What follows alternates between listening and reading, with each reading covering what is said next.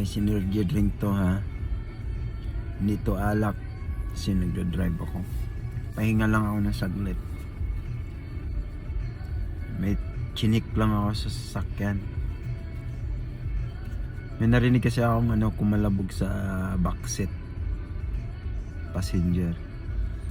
So tiningnan ko kung wala naman.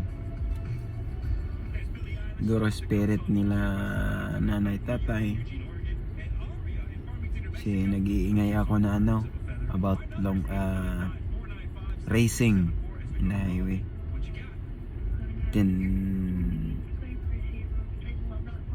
that time parang may bumagsak, parang nagdabog. Na-alerto ako baka nangyari.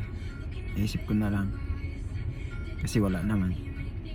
Ayaw kasi nung nagdadrive ako ng mabilis, pagkarera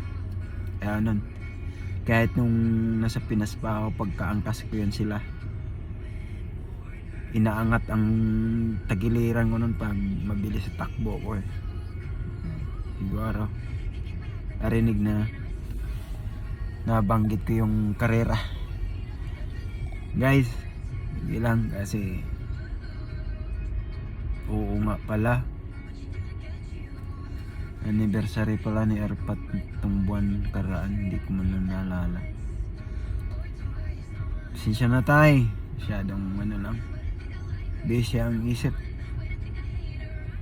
Kaya mo sa birthday mo na lang, lapit na rin naman guide nyo lang ako, tsaka bantayan nyo na lang po yung dalawang apo nyo. Guys, dalawa may malaking sasakyan haba, yan yung dinaanan ko kanina. Okay guys, tatapusin ko na lang doon, tapos drive ulit tayo.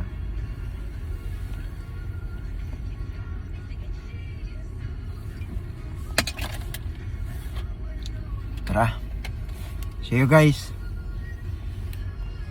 bye bye.